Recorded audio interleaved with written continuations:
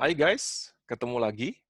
Di sesi kali ini saya akan membahas salah satu proyek kami, yaitu pengembangan Zigbee IoT Intrusion Detection System, di mana kami menggunakan hybrid approach, jadi penggabungan antara rule-based dan machine learning anomaly detection.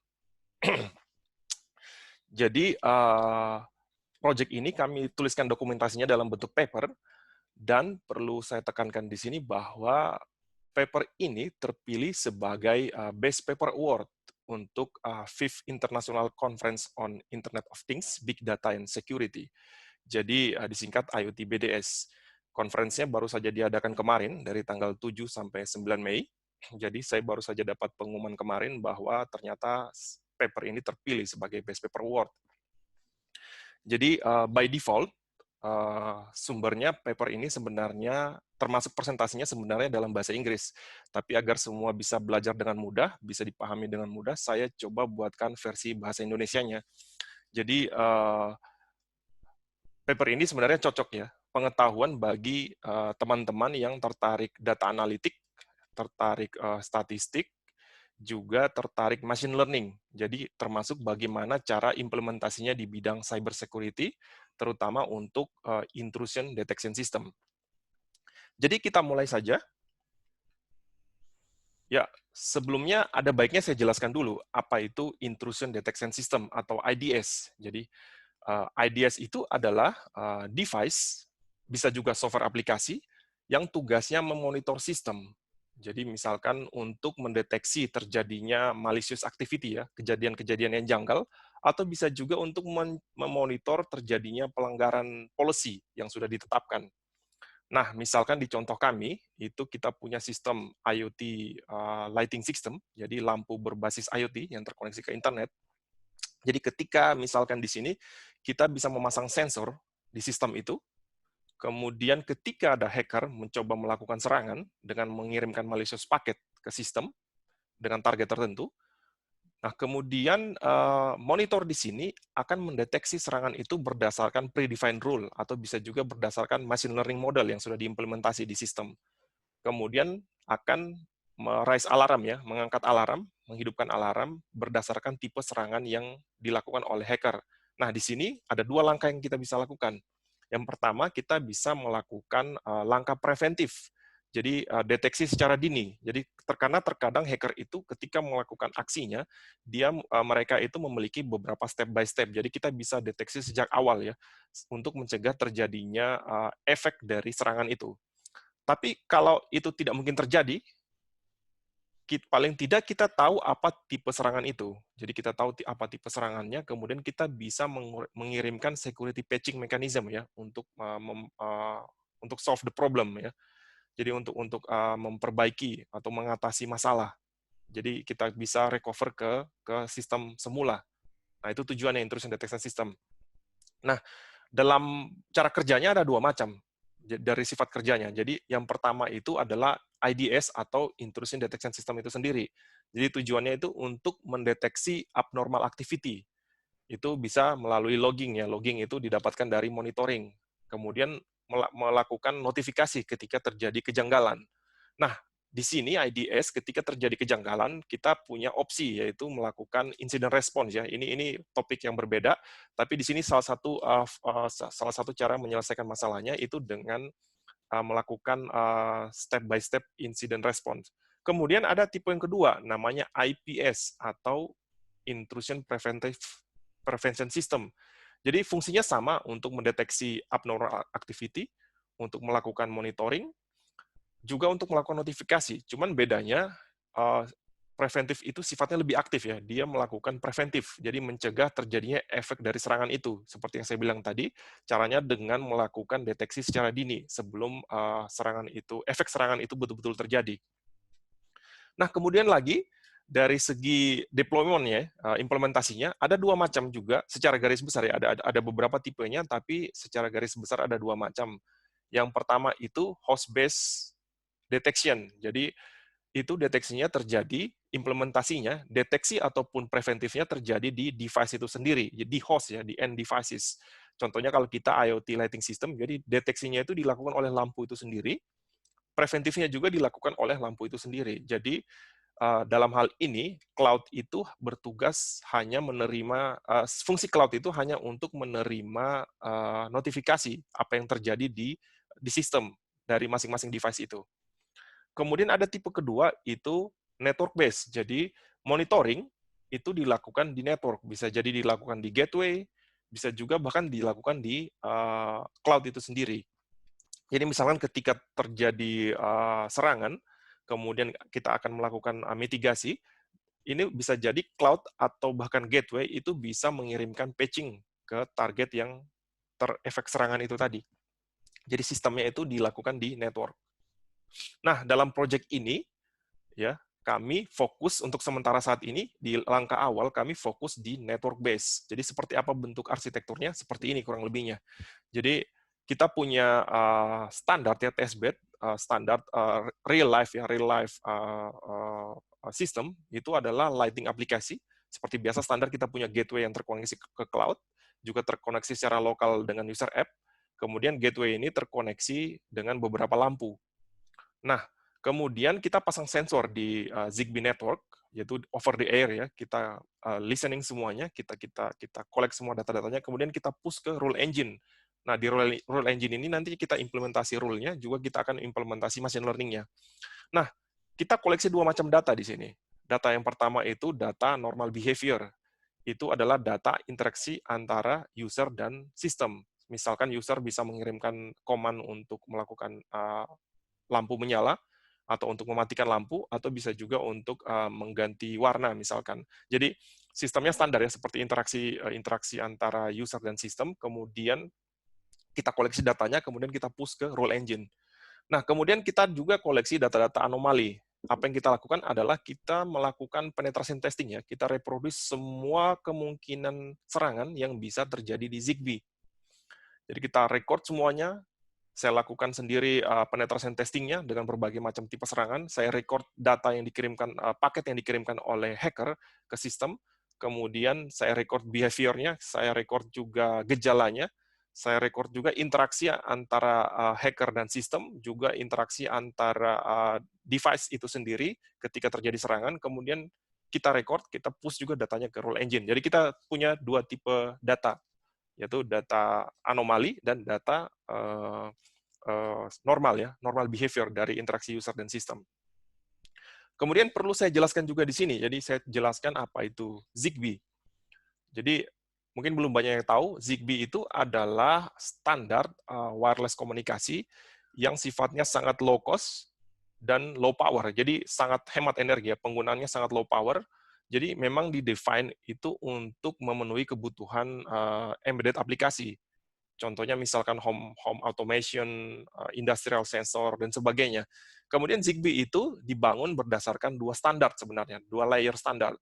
Layer yang paling bawah, dua layer terbawah itu terdiri dari physical layer dan MAC address layer, itu sebenarnya didefine oleh 15.4. Jadi ini standar komunikasi 15.4 biasa ya, seperti yang Anda lihat, seperti Bluetooth juga itu berbasis 15.4 yang Bluetooth klasik. Jadi ini atau biasanya sensor node juga itu menggunakan 15.4. Jadi base-nya itu, frame-nya itu sebenarnya berdasarkan 15.4. Kemudian upper layer-nya itu adalah antara network layer dan application layer itu di-define oleh Zigbee itu sendiri. Jadi ini yang membedakan Zigbee dengan beberapa standar komunikasi sensor network ya. Itu ada di network layer dan application layer-nya. Kemudian seperti biasa, karena 15.4, Zigbee itu bekerja pada range 2.4 GHz ya, 2,4 GHz, kemudian dibagi dalam 16 channel. Mulai dari channel 11 itu pada 2405 MHz ke channel ke-26 itu 2080 MHz. Kemudian Zigbee juga support beberapa topologi. Contohnya misalkan star topologi, tree topologi, dan mesh topologi. Jadi pada star topologi itu biasanya ada central node namanya Zigbee koordinator yang mengontrol networknya, yang menginisiasi network. Kemudian node-node-nya itu terkoneksi langsung ke central node Zigbee koordinator. Kemudian pada tree topologi dan mesh topologi itu ukuran networknya, jaringannya bisa diperbesar melalui Zigbee router. Jadi di sinilah kita salah satu metode deteksi yang kita lakukan. Kami menggunakan semua feature yang ada di sini, termasuk feature mulai dari physical layer ke application layer, juga feature dari channel-channel yang ada, juga feature dari topologi yang support Zigbee. Seterusnya, attack scenario. Jadi ada sekian banyak attack scenario ya di Zigbee, tapi pada umumnya kita kategorikan menjadi 4 bagian, yaitu bagian pertama itu reconnaissance. Jadi ini adalah information gathering. Jadi seperti biasa, standar hacker ketika melakukan serangan, dia harus mengumpulkan informasi dulu. Sistemnya apa, kelemahannya apa, targetnya apa, kurang lebih seperti itu. Kemudian potensi serangan apa yang bisa dilakukan pada sistem yang sudah sistem yang sudah dimonitoring, yang di spying. Kemudian setelah tahu semua informasi, biasanya hacker ada beberapa pilihan. Pertama, dia bisa melakukan denial of service. Jadi ini tipe serangan di mana hacker mencoba mematikan service ya, mematikan operasi. Misalkan ketika berhasil melakukan DOS ini, biasanya user tidak bisa lagi mengontrol atau melakukan akses ke sistemnya. Kemudian malicious control. Nah, biasanya user juga melakukan tipe serangan yang namanya malicious control. Jadi secara diam-diam user ternyata bisa juga ikut melakukan kontrol kepada sistem kita. Misalkan hacker itu bisa ikut mematikan lampu atau mengganti warna atau sebagainya ya, dan sebagainya yang sejenis. Kemudian berikutnya device hijacking. Nah, device hijacking ini yang cukup tinggi levelnya, yang lebih kompleks, di mana hacker itu mengambil alih semua kontrol, semua kendali. Dalam hal ini, user itu tidak bisa lagi mengontrol sistemnya, ya. Tidak bisa lagi mematikan lampu, karena semua kontrol sudah diambil oleh hacker. Nah, inilah taksonomi dari semua tipe serangan yang ada. Saya tidak akan membahas secara detail, karena terlalu banyak untuk dibahas, tapi intinya ada 4 golongan, seperti yang saya sebutkan tadi, yaitu reconnaissance, pengumpulan informasi, atau hijacking, yang merah, kemudian malicious control, dan juga tipe DOS, atau denial of service. Jadi kita akan bahas hanya sebagian, karena tidak mungkin saya akan bahas semuanya. Ya. Kalau yang ingin lebih jelasnya, Anda bisa baca papernya saja langsung. Kemudian, detection method. Jadi, bagaimana kita mendeteksi serangan? Jadi ada 2 tipe di sini. Jadi, yang pertama, itu semuanya berdasarkan historical data. Jadi kita kolek, seperti yang saya sebutkan pada penjelasan arsitekturnya tadi, kita koleksi data, 2 macam data, normal behavior, atau data user normal, ketika normal user itu melakukan interaksi ke sistem, juga behavior of the non-attack. Jadi ini adalah kita reproduce semua tipe possible attack yang mungkin terjadi, seperti yang saya sebutkan di taksonomi tadi. Dari data-data itu kita buat 2 macam, human craft rule. Jadi ini human craft rule itu adalah rule yang kita buat berdasarkan analisis human ya, secara manual. Dari human craft rule kita buat 2 macam, rule based attack detection itu yang berdasarkan behavior of non attack dan juga normal behavior. Kemudian anomaly detection. Jadi kita pemodelkan sifat normal berdasarkan data normal. Maksudnya di sini ketika kita memiliki model normal ini, kemudian kita mendapatkan satu tipe paket yang tidak tergolong normal, itu berarti anomali. Maksudnya seperti itu. Kemudian kita bahas juga machine learning. Kita coba juga membandingkan dengan tipe machine learning. Jadi kalau rule based itu secara manual, kita buat machine learning di sini. Jadi itu dibuat berdasarkan machine learning model yang kita buat. Jadi ada 2 macam juga. Kita gunakan machine learning anomaly detection, kita juga bisa melakukan machine learning non-attack detection. Jadi juga berdasarkan data-data anomali dan juga data-data normal. Khusus untuk anomaly detection, kita seperti biasa, kita juga menggunakan model khusus untuk normal behavior.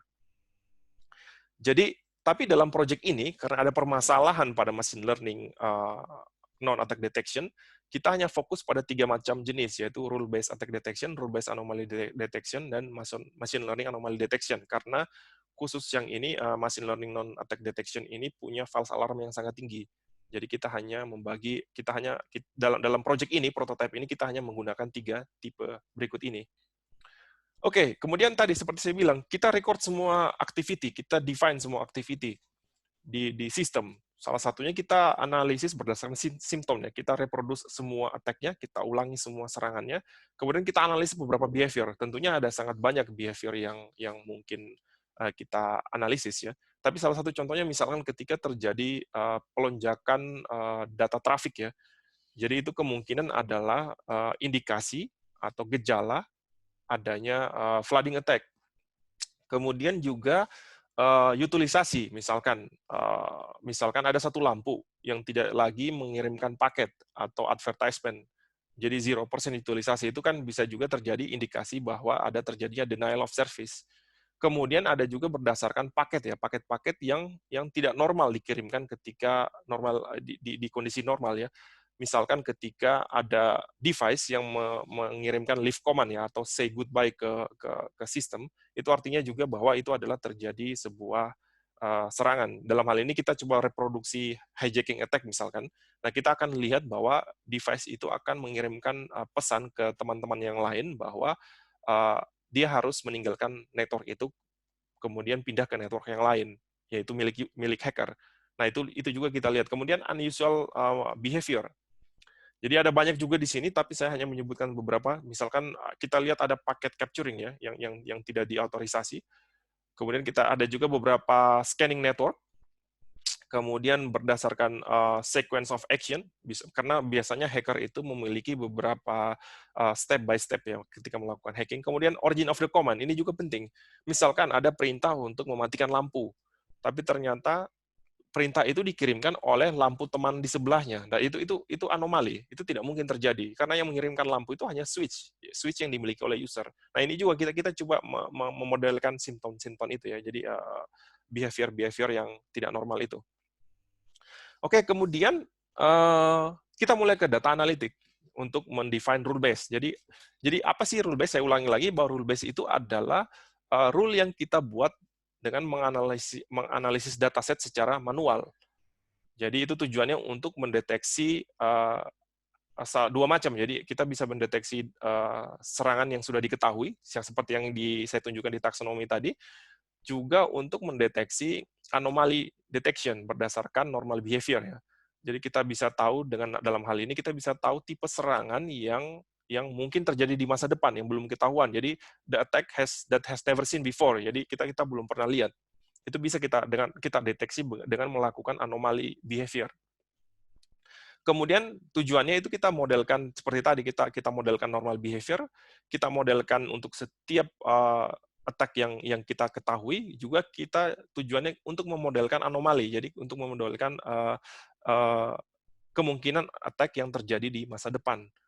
Jadi model kerjanya sederhana, kita kumpulkan datanya, kemudian kita susun logiknya berdasarkan simptomsnya, berdasarkan gejalanya, berdasarkan interaksi antara hacker dan user, berdasarkan antara interaksi user dan normal user, berdasarkan interaksi antara user ke sistem, sekian banyak. Kemudian kita susunkan rule-rule-nya tadi, dan rule itu kita implementasi ke rule engine berdasarkan programming language yang kita pilih, ya, kita gunakan. Nah, ada sekian banyak serangan, saya tidak mungkin menjelaskan satu persatu. Jadi serangan itu ada macam-macam. Ada serangan yang sifatnya deteksinya sederhana, ya, gampang pendeteksinya. Kita cuma hanya butuh satu feature untuk mendeteksi serangan itu. Tapi ada juga tipe serangan yang sangat kompleks. Jadi butuh rule yang sangat kompleks untuk bisa mendeteksi serangan itu. Nah, di presentasi kali ini saya hanya akan menunjukkan serangan-serangan yang simpel saja agar pemirsa bisa dapat idea ya seperti apa sih penggunaan data analitik untuk mendeteksi serangan itu.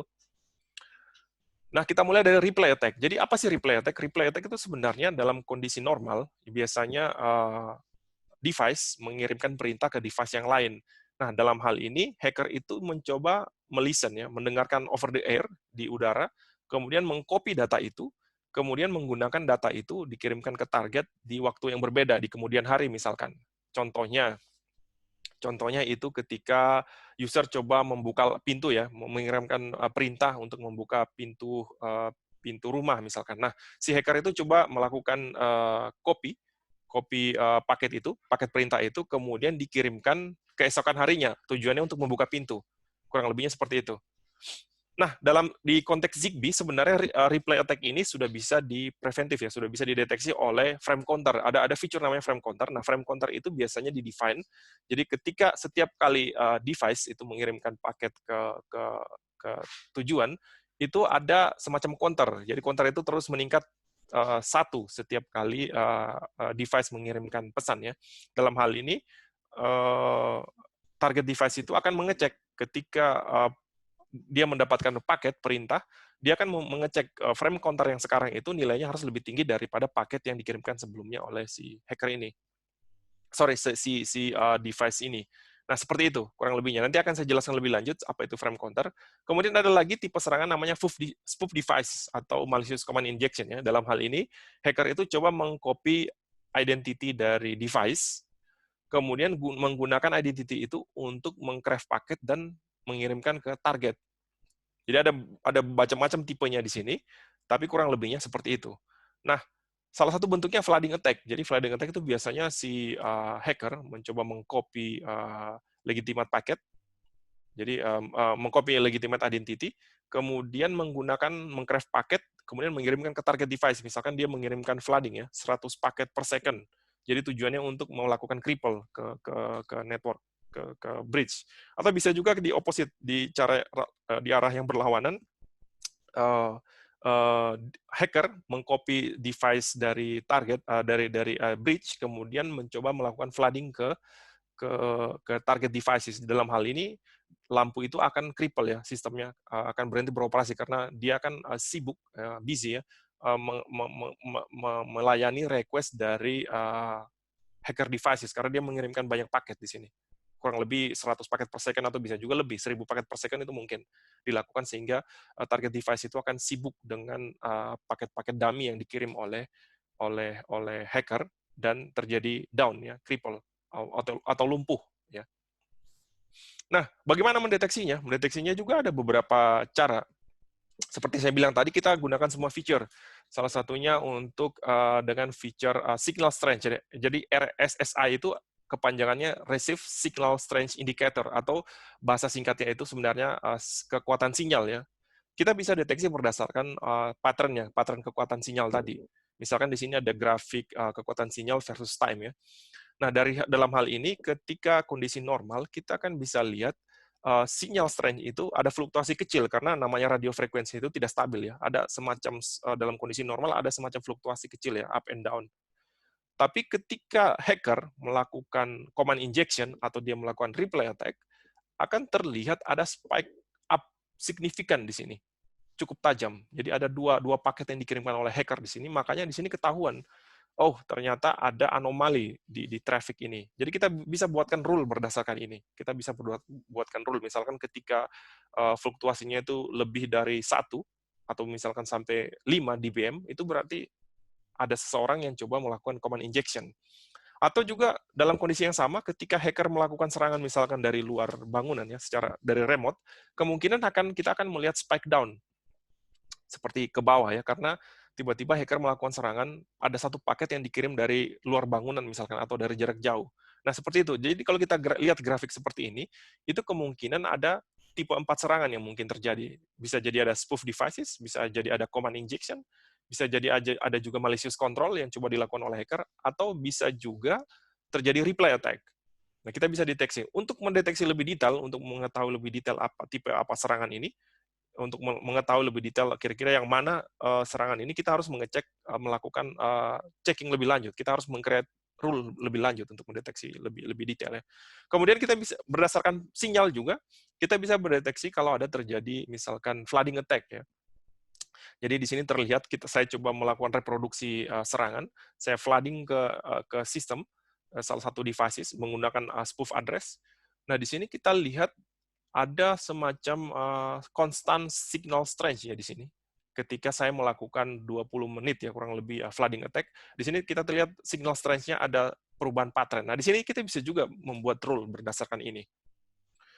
Seterusnya kita juga bisa membuat rule berdasarkan traffic rate. Jadi dari traffic rate kita bisa mendeteksi, oh terjadi flooding attack karena hacker mengirimkan paket sebanyak-banyaknya, kurang lebih misalkan 100 paket per second. Nah, kita lihat di sini, device misalkan nomor 4, yang warna merah ini, terjadi lonjakan traffic yang sangat tinggi dalam range waktu 20 menit. Artinya, ini sudah jelas bahwa ini terjadi flooding attack. Jadi si hacker melakukan flooding ya ke sistem.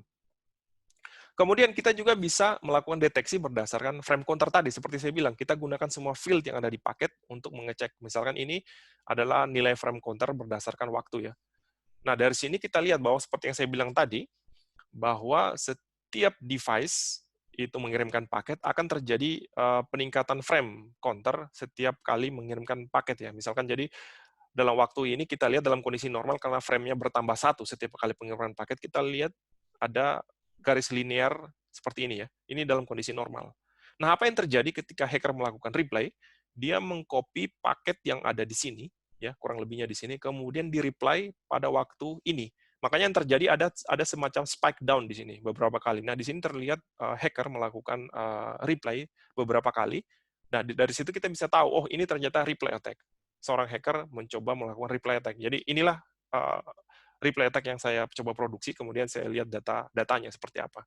Jadi kita bisa buat rule. Jadi ketika misalkan frame counter tidak bertambah satu, bahkan turun, itu artinya ada reply attack. Jadi seperti itu rule-nya, sederhana. Untuk deteksi attack yang sederhana. Kemudian berikutnya kita juga bisa mengecek frame counter untuk mendeteksi seperti ini tadi. Kita bisa deteksi spoof devices, kita juga mendeteksi command injection atau malicious control, atau bahkan maximum frame counter attack. Jadi apa itu maximum frame counter attack? Saya jelaskan berikut. Jadi ketika device menerima paket dari device yang lain, device itu akan mengecek frame counter tadi itu. Jadi nilainya itu harus lebih tinggi daripada frame counter sebelumnya. Jadi berdasarkan garis ini ya. Jadi ketika frame counter yang saya pegang dari device ini misalkan 1000 ya, kemudian saya terima berikutnya harusnya 1001. Paling tidak lebih tinggi agar saya bisa menerima paket itu dan memproses paket itu. Dan apa yang dilakukan hacker? Hacker itu melakukan namanya maximum frame counter attack. Jadi dia membuat frame counter itu tidak bertambah satu, tapi dibuat maksimal, di posisi maksimal. Artinya apa? Ketika mengirimkan paket ini ada jump lonjakan ini, kemudian data yang paket yang dikirimkan oleh normal user di sini itu akan meningkat, itu akan ditolak karena nilai frame counter yang di sini itu ternyata tidak lebih kecil daripada yang sebelumnya, alias yang ini. Jadi artinya apa? Semua paket yang ada di garis ini, di frame counter ini itu akan ditolak.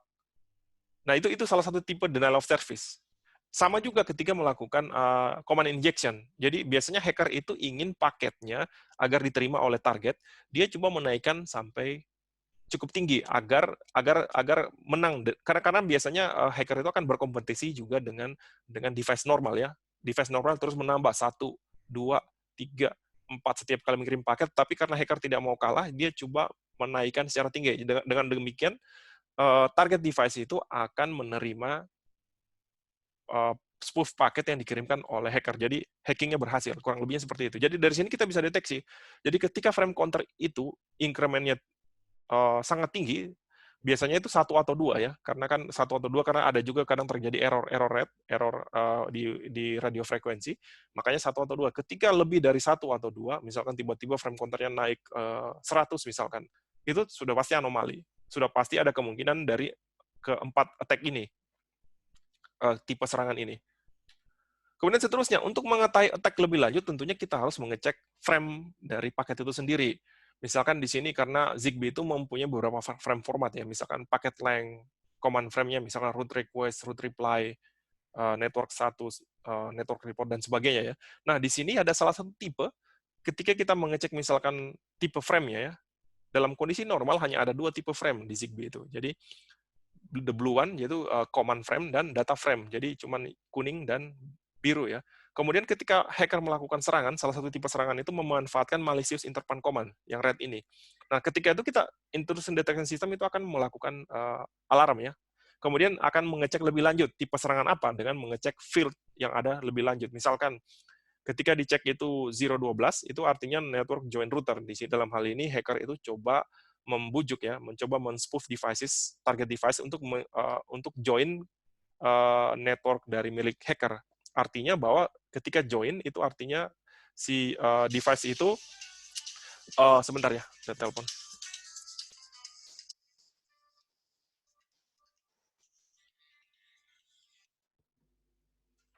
Ya, jadi ketika itu user Sampai di mana tadi? Ya, jadi hacker, normal device itu akan meninggalkan network legitimate bergabung ke hacker. Jadi di situ hacker itu mengirimkan perintah ini. Jadi kita tahu, oh itu ternyata tipe serangan hijacking.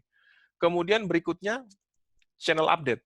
Contohnya misalkan hacker itu coba melakukan denial of service. Kita lihat, oh ternyata field-nya 16 ya. Itu berarti hacker itu coba melakukan denial of service, atau hacker coba melakukan reset factory ke sistem. Jadi meriset semua konfigurasi ke seperti factory ya ketika pertama kali dibeli. Nah, ini seperti ini. Kita bisa cek lebih detail dengan field yang ada.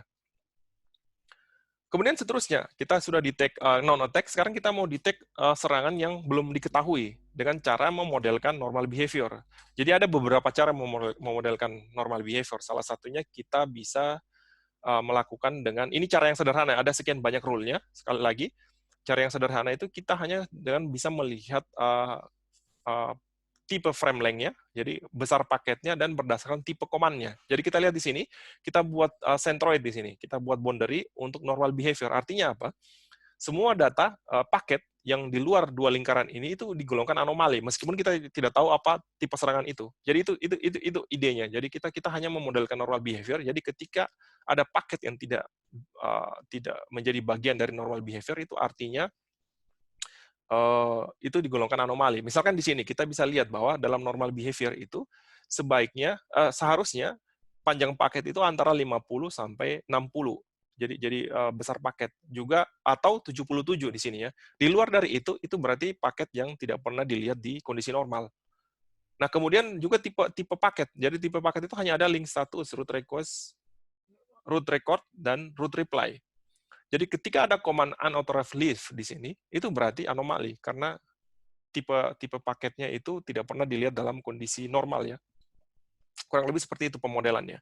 Nah, di situ juga kita bisa cek yang lebih detail. Misalkan kita coba lihat apa command, misalkan root record ya. Root record itu harusnya frame-nya panjangnya 55 ya.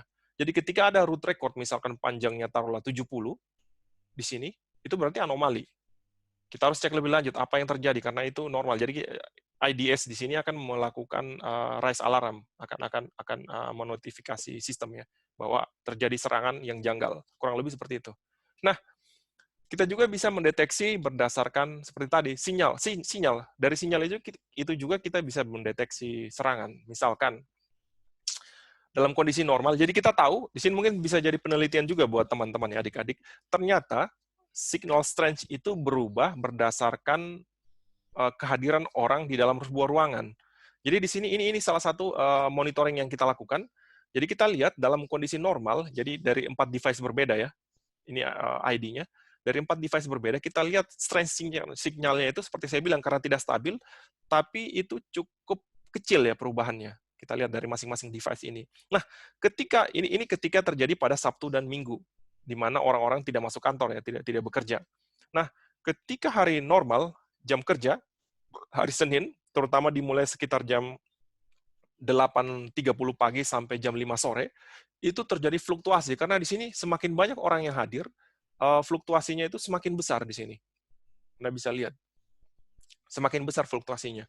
Nah, kemudian ketika masuk malam, sore, menjelang malam, dan akhirnya malam di sini antara Senin dan Selasa ya, itu signal strength-nya stabil lagi. Kemudian berikutnya masuk hari berikutnya juga terjadi fluktuasi, seterusnya. Jadi dalam hal ini kita bisa memodelkan. Tapi di sini juga ada, ini juga bisa jadi riset buat Anda, karena dari sini Anda bisa melakukan present detection berdasarkan signal strength ini, karakteristik signal strength ini. Tapi ini di luar dari topik, mungkin kita jelaskan nanti ya. Nah, dari sini kita bisa mendeteksi anomali. Kita bisa buat misalkan berdasarkan standar deviasi. Kita lakukan kalkulasi standar deviasi. Jadi ketika hari weekend, Sabtu dan Minggu, standar deviasi dari masing-masing device itu seharusnya tidak lebih dari 1. Kalau lebih dari 1 itu berarti ada serangan, ada yang aneh. Begitupun sebaliknya ketika hari kerja dan jam kerja. Itu standar deviasi misalkan yang blue ini ya, harusnya sekitar 5 maksimal. Tapi kalau misalkan tiba-tiba 6 atau 7, itu berarti anomali, ada yang tidak normal di situ. Kurang lebihnya seperti itu.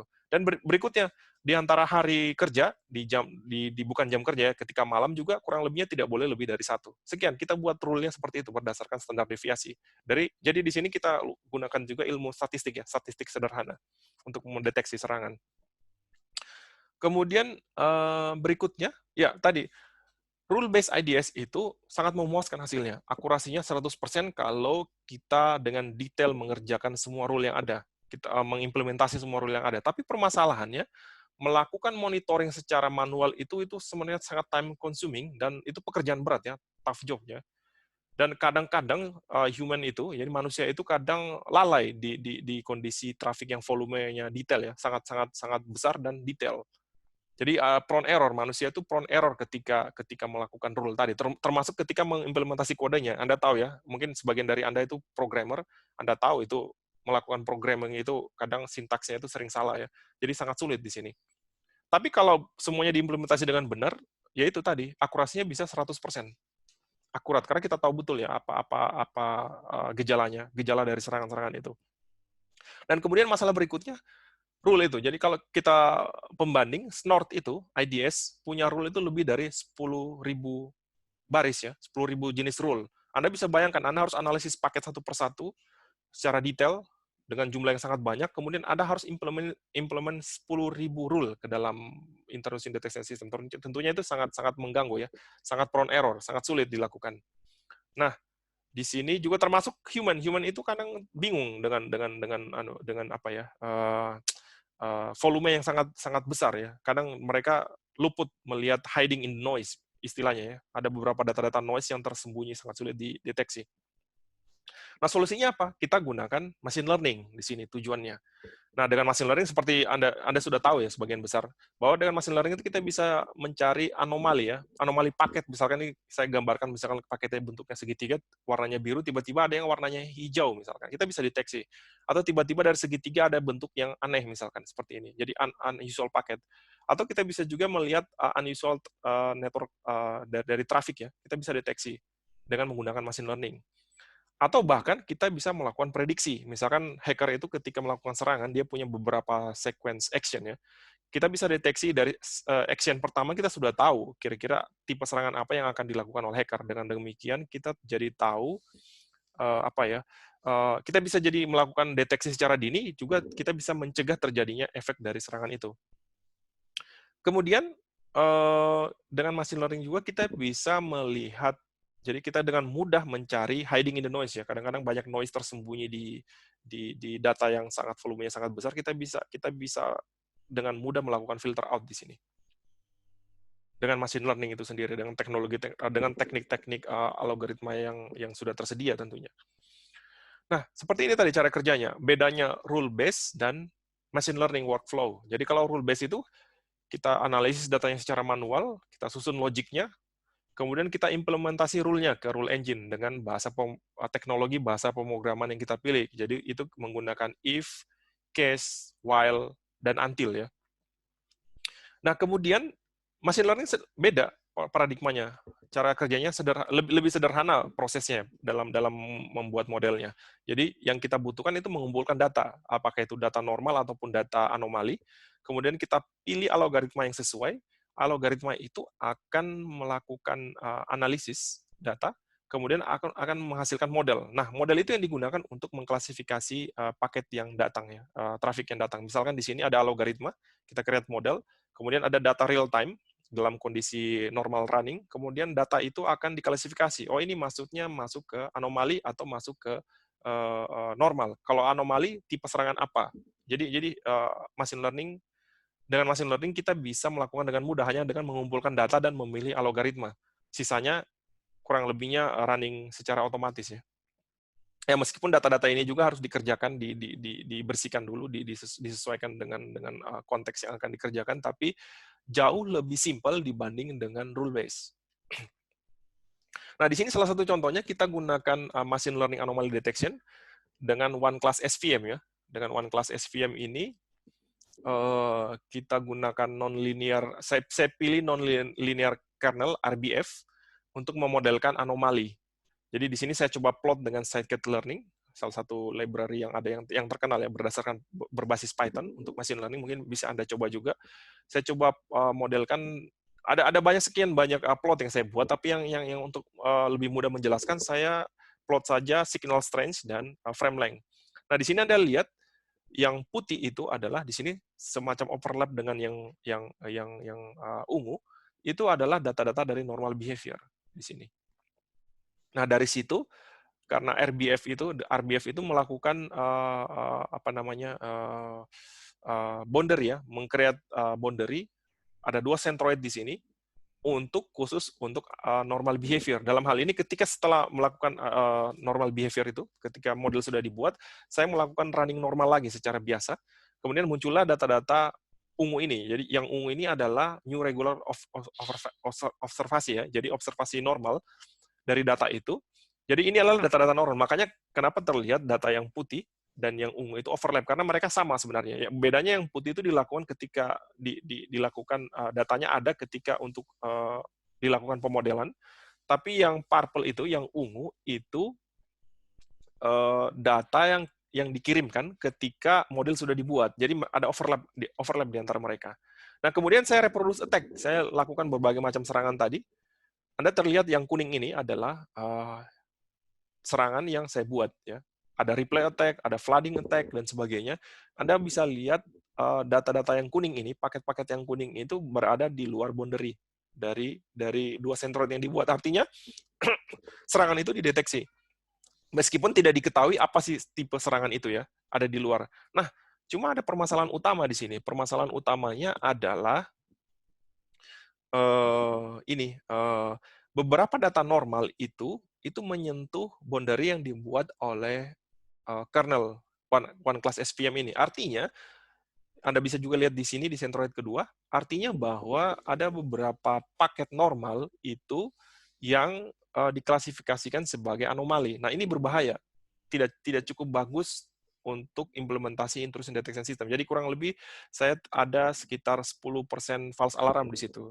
Dalam konteks intrusion detection system itu tidak baik dilakukan. Tidak baik adanya itu. Karena Anda bisa bayangkan, kalau dalam sehari Anda terima misalkan Anda produksi misalkan 100.000 paket misalkan, itu artinya 10.000 diantaranya itu adalah anomali, dan itu sangat menyusahkan admin ya. Dan pada kenyataannya alarm itu sebenarnya alarm palsu ya, false alarm, which is tidak bagus. Jadi ini kelemahan dari machine learning. Jadi kita masuk saja langsung ke kesimpulan. Kesimpulannya jadi tidak ada solusi yang sempurna dari teknologi. Sebaiknya kita gabungkan memang. Nah, di sini terlihat bahwa kalau kita gunakan Human Craft Rule IDS, akurasinya sangat memuaskan karena kita tahu betul apa simptom serangannya, tipe serangan apa yang dilakukan oleh hacker, bagaimana interaksi hacker dan sistem, bagaimana interaksi sesama device ketika sistem under attack. Ada sekian banyak kejadian, ada sekian banyak rule, kita tahu betul dampaknya, kita tahu betul juga gejalanya, makanya kita bisa dapat 100% akurasi. Cuman permasalahannya, rule base ini itu pekerjaan sangat sulit ya, karena kita harus mengkreasi sekian banyak rule, dan itu error prone. Jadi kalau ketika terjadi error, tentunya akurasinya akan berkurang.